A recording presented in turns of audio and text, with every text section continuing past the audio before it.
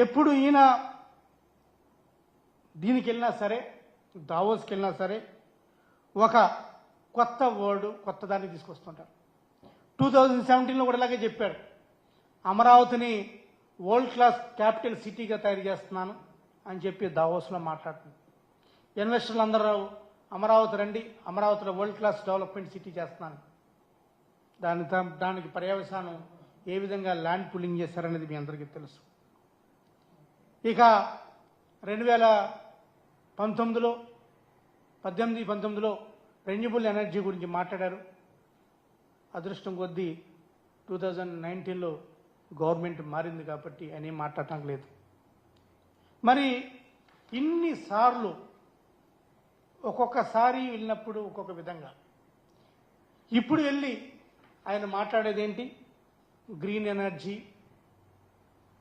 Blue economy, renewable energy, వీటి గురించి మాట్లాడుతున్నారు.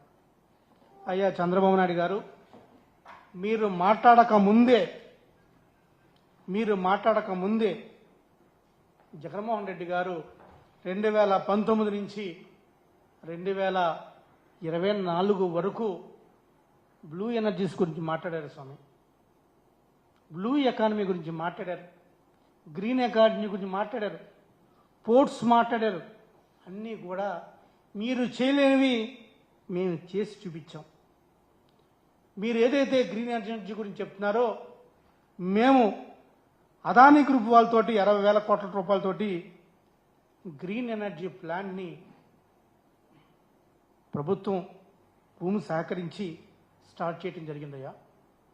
అదేవిధంగా 37,000 కోట్ల రూపాయలతోటి గ్రీన్కో సంస్థతోటి గ్రీన్ ఎనర్జీ ప్రాజెక్టు స్టార్ట్ చేయడం జరిగింది వారకల్లో. ఇదే ప్రాజెక్ట్ని ఈ రాష్ట్ర deputy chief minister Shri Pawan Kalyan garu ఈ ప్రాజెక్ట్ని చూసి, అద్భుతమైన ప్రాజెక్ట్ ఇది, ఒక వేస్ట్ ల్యాండ్లోని, ఒక డ్రై ల్యాండ్లోని ఒక గ్రీన్ ఎనర్జీని ప్రొడక్ట్ చేస్తున్నారు. కొన్ని నెలల్లో విదేశాలకు కూడా మన విద్యుత్తును పంపొచ్చు, మనం ఇంపోర్ట్ చేయొచ్చు అని చెప్పి మన ఈ రాష్ట్ర ఉప ముఖ్యమంత్రి అని కొనియారు. ఆయన మెచ్చుకున్నారు జగన్మోహన్ రెడ్డి గారి చేసిన ప్రాజెక్టు గురించి. ఇప్పుడు ఈ గ్రీన్ ఎనర్జీ గురించి ఇప్పుడు మీరు మాట్లాడుతున్నారు. మేము అదానీ గ్రూప్తో కానీ, గ్రీన్కోతో కానీ, అదేవిధంగా ఓర్వకల్లో కానీ, అదేవిధంగా అచ్యుతాపురంలోని అరవిందో గ్రీన్ ఎనర్జీ ప్రాజెక్ట్స్ అన్నీ కూడా మేము అప్పుడే మాట్లాడాం స్వామి. మాట్లాడటం కాదు, మేము చేసాం, చేసి చూపించాం. అదేవిధంగా ఈరోజు మీరు బ్లూ ఎకానమీ గురించి మాట్లాడుతున్నారు, వాటర్ వేస్ గురించి మాట్లాడుతున్నారు. మనకున్న అదృష్టం, మనకి ఏదైతే కారిడార్ ఉందో, సీ కారిడార్ ఉందో, కోస్టల్ కారిడార్ ఉందో, లాంగెస్ట్ కారిడార్ ఉందని చెప్పి మేము గవర్నమెంట్లోకి రాగానే, ఈ వైఎస్ఆర్ కాంగ్రెస్ ప్రభుత్వం గవర్నమెంట్లోకి రాగానే ఫస్ట్ ఫోకస్ మేము పోర్ట్స్ మీద పెట్టాం. మరి మీరు అన్ని సంవత్సరాలు ఈ రాష్ట్ర ముఖ్యమంత్రిగా ఉన్నారు, ఎప్పుడూ కూడా మీరు పోర్ట్స్ని డెవలప్ చేసింది లేదు. మేము ఈ పోర్ట్స్, రామాయపట్నం పోర్ట్స్ ఏదైతే సౌత్ బ్రేక్ వాటర్ ఉందో, నార్త్ బ్రేక్ వాటర్ పనులు దాదాపుగా పూర్తి చేసిన ఘనత వైఎస్ఆర్ కాంగ్రెస్ పార్టీది. ఈ రామాయపట్నం పోర్టుకైతే డ్రెడ్జింగ్ కావచ్చు, ఈ పనులన్నీ కూడా పూర్తి చేసిన ఘనత వైఎస్ఆర్ కాంగ్రెస్ పార్టీ ప్రభుత్వానికి. రామాయపట్నంలో 4 బెర్తలు ఉంటే ఏడాదికి 34 మిలియన్ల మెట్రిక్ టన్నుల కార్గోని తీసుకెళ్లిన ఘనత వైఎస్ఆర్ కాంగ్రెస్ పార్టీ. మొత్తం రామాయపట్నంలో 19 బెర్తలు చేశాం, 138 బిలియన్ మెట్రిక్ టన్నుల కార్గోని రవాణా లక్ష్యంగా చేసిన ప్రభుత్వం వైఎస్ఆర్ కాంగ్రెస్ పార్టీ ప్రభుత్వానికి. ఇక మచిలీపట్నం పోర్టు 4 బెర్తులను ఏర్పాటు చేశాం.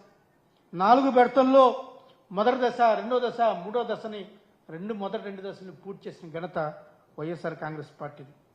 అదేవిధంగా శ్రీకాకుళం జిల్లాలోని మూలపేటలోని పోర్ట్ నిర్మాణం, ఇది కూడా వైఎస్ఆర్ కాంగ్రెస్ పార్టీ ఆధ్వర్యంలో ప్రభుత్వంలో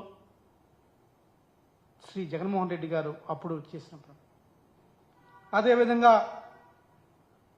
కాకినాడ గేట్వే పోర్ట్ లిమిటెడ్ పనులు అప్పుడు కూడా జగన్మోహన్ రెడ్డి గారి ప్రభుత్వంలో చేసిన పనులే. ఇలాగా రామాయపట్నం కావచ్చు, మచిలీపట్నం కావచ్చు, మూలపేట కావచ్చు, కాకినాడ కావచ్చు, ఇవన్నీ కూడా జగన్మోహన్ రెడ్డి గారి ప్రభుత్వంలో చేసినవే. జగన్మోహన్ రెడ్డి గారి ప్రభుత్వంలో మాట్లాడిన పోర్ట్స్ ఇవి, వాటర్ వేస్, మీరు ఏదైతే బ్లూ ఎకానమీ గురించి మాట్లాడారో ఇవన్నీ కూడా. ఇవి కాకుండా పోర్ట్స్ కాకుండా ఫిషింగ్ హార్బర్స్ మీరు ఎప్పుడూ మాట్లాడినవి మా ప్రభుత్వంలో మేము మాట్లాడి వాటిని 10 ఫిషింగ్ హార్బర్స్ని నిర్మాణ పనులు చేపట్టింది కూడా వైఎస్ఆర్ కాంగ్రెస్ పార్టీ జగన్మోహన్ రెడ్డి గారి ఆధ్వర్యంలోనే. ఏదైతే ఫస్ట్ స్టేజ్లో ఉప్పాడ, మచిలీపట్నం, నిజాంపట్నం, జువలదిని ఫిషింగ్ హార్బర్ని పనులు చేపట్టింది జగన్మోహన్ రెడ్డి గారి. అదేవిధంగా జువలదినిలో 88%, అప్పుడు 88% పనులు పూర్తి చేసిన ఘనత జగన్మోహన్ రెడ్డి గారిది. నిజాంపట్నం 75% పనులు పూర్తి చేసింది జగన్మోహన్ రెడ్డి గారి. మచిలీపట్నం, ఉప్పాడ ఇవన్నీ కూడా మొదటి దశలో ఇవన్నీ పూర్తి చేసిన ఘనత జగన్మోహన్ రెడ్డి గారి ప్రభుత్వం. రెండో దశలో బూడిగంట్లపాలెం, పుడిమాడిక, కొత్తపట్నం, వాడరేవు, బీపు తప్ప ఇవన్నీ చేశాం. ఇవి కాక ఫిష్ ల్యాండ్ సెంటర్స్, ఆ ఫిష్ ల్యాండ్ సెంటర్స్ను కూడా ఏర్పాటు చేసిన ఘనత జగన్మోహన్ రెడ్డి గారి ప్రభుత్వం. ఇది బ్లూ ఎకానమీ గురించి మీరు ఇప్పుడు మాట్లాడుతున్నారు. మేము 2019 నుంచి 2024 వరకు పోర్ట్స్ మాట్లాడాం, బ్లూ ఎకానమీ మాట్లాడాం, గ్రీన్ ఎనర్జీ మాట్లాడాం, గ్రీన్ ఎనర్జీ చేసాం. ఇక మీరు ఏదైతే సోలార్ గురించి మీరు మాట్లాడుతున్నారో, రెన్యూబుల్ ఎనర్జీస్ గురించి, ఇంధనం రంగంలో ఎన్ని వేల కోట్లు పెట్టామనేది రాష్ట్ర ప్రజలందరికీ తెలుసు. జేఎస్డబ్ల్యూ నియో ఎనర్జీ లిమిటెడ్ ద్వారా 3,350 మెగావాట్ల సోలార్ ప్రాజెక్ట్ని ఏర్పాటు చేసింది కూడా జగన్మోహన్ రెడ్డి గారి ప్రభుత్వమే. వైఎస్ఆర్ జిల్లా చక్రాయపేటల వద్ద 400 మెగావాట్ల ప్రాజెక్టు, సత్యసాయి జిల్లా ముదిగుంప వద్ద 1050 మెగావాట్లు, అనంతపురం జిల్లా కనగానపల్లి రాప్తాడు దాంట్లో 1050 మెగావాట్లు, బొమ్మన్హాల్లో 850 మెగావాట్లు, ఇవన్నీ కూడా ఏర్పాటు చేసింది జగన్మోహన్ రెడ్డి గారి ప్రభుత్వమే. ఇవన్నీ కాకుండా సోలార్ ప్రాజెక్టులు కాకుండా విండ్ పవర్ ప్రాజెక్టులు కూడా ఏర్పాటు చేసింది జగన్మోహన్ రెడ్డి గారి ప్రభుత్వం. JSW neo energy limited Jaganmohan Reddy గారి ప్రభుత్వమే. అదేవిధంగా సత్యసాయి జిల్లా తలుపుల మండలం పులిగుండ్లపల్లిలో 1000 మెగావాట్ల సోలార్ ప్రాజెక్టు ఏర్పాటు చేయడానికి అగ్రోగ్రీన్ ఇంజనీరింగ్ మేనేజ్మెంట్ ప్రైవేట్ లిమిటెడ్ ఈ విధంగా ముందుకు వచ్చిందో ఇదంతా కూడా జగన్మోహన్ రెడ్డి గారి ప్రభుత్వమే. ఇలా కర్నూలు జిల్లా కావచ్చు, సత్యసాయి జిల్లా కావచ్చు, అనంతపురం జిల్లా కావచ్చు, యాక్రోన్ ఎనర్జీ ఇండియా ప్రైవేట్ లిమిటెడ్ కావచ్చు, ఇవన్నీ కూడా ఒక విండ్ పవర్ కావచ్చు, సోలార్ ప్రాజెక్ట్ కావచ్చు, గ్రీన్ ఎనర్జీ కావచ్చు, బ్లూ ఎకానమీ కావచ్చు, ఇవన్నిటి గురించి కూడా మాట్లాడింది, చేసింది జగన్మోహన్ రెడ్డి గారి. చివరికి మీరు